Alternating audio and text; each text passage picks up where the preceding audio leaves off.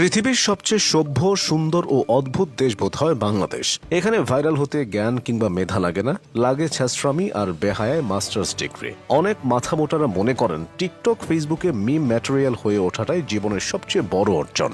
এখানে সবাই দেখে কিন্তু অন্য কেউ দেখছে জানলেই বিচার বসায়। নিজে ট্রাফিক আইন মানে না কিন্তু অন্য কেউ না মানলেই গালাগালি করে। কি আশ্চর্য একবার ভাবুন, এই দেশটায় সরকারি হাসপাতালগুলোতে ডাক্তারের জন্য একজন অ্যাসিস্ট্যান্ট রাখা হয়, ওদিকে অ্যাসিস্ট্যান্টের জন্য আবার একজন অ্যাসিস্ট্যান্ট রাখা হয়। তবে মজার ব্যাপার কি জানেন, বেশিরভাগ ভুইফোর ক্লিনিকেই ইন্টার্ন ডক্টর দিয়ে চিকিৎসা করানো হয়। এখানে বাচ্চারা স্কুলে যাবার বয়সে হাতে অস্ত্র নিয়ে মহড়া দেয়, ক্লাস বাদ দিয়ে সহমত ভাইদের মিছিল মিটিংয়ে যায়, ক্লাস ক্যাপ্টেন হতে না চাইলেও পাতি নেতা হওয়ায় সবার সামনে গিয়ে দাঁড়ায়। এখানে স্কুল এবং কলেজগুলোতে শিক্ষকরা ভালো করে পড়াতে চান না, কেননা ভালো করে পড়ালে প্রাইভেটে আর ছাত্র পাওয়া যাবে না। এখানে অন্যের জিনিস কুড়িয়ে পাওয়া গেলে ফেরত দেওয়া তো দূর, টাকা ধার নিয়ে ভুলে যাওয়াটাই যেন সবচেয়ে স্বাভাবিক ব্যাপার। যদি এমন হয় যে আপনি এদেশের কারো কাছে এখনো টাকা পান, তবে দয়া করে তা ভুলে যান, কেননা ওই টাকা ফেরত পাবার সম্ভাবনা সাইদি হুজুরকে চাঁদে দেখতে পাওয়ার মতোই অস্বাভাবিক। এখানে ছেলে মেয়ে একজন আরেকজনকে জান, ময়না, টিয়া, পাখি, লক্ষ্মী ডেকে তাদের যৌবন শেষ করে দেয়, কিন্তু বিয়ে করে গিয়ে 40 বছর বয়সে।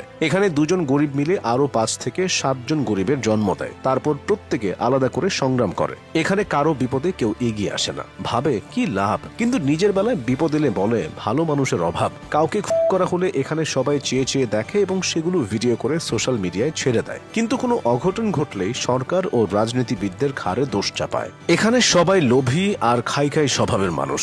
যাকে বিশ্বাস করে সামনে এগোতে সহযোগিতা করবেন, দুদিন পর তার কাছ থেকে বাস উপহার পাবেন।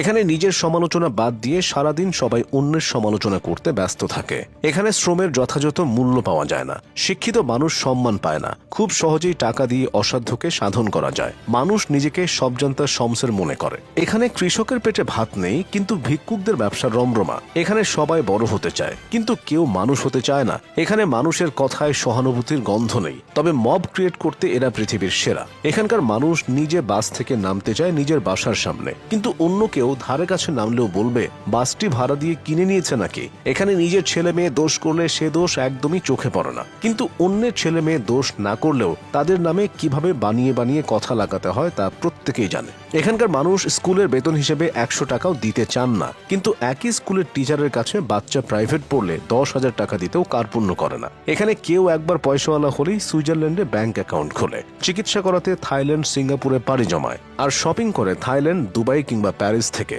এখানকার পয়সাওয়ালা বাবা মায়ের ছেলে মেয়েরা পড়াশোনা করতে ইউরোপ, আমেরিকা এবং কানাডার মতো দেশগুলোতে পাড়ি জমায়। এখানে মানুষ ভাজা পোড়া, তেল চর্বি খেয়ে গ্যাস্ট্রিক বানাবে, আবার সেই গ্যাস্ট্রিক কমানোর জন্য ওষুধ খাবে। এখানকার ছেলে মেয়েরা টাকা হলেই বিল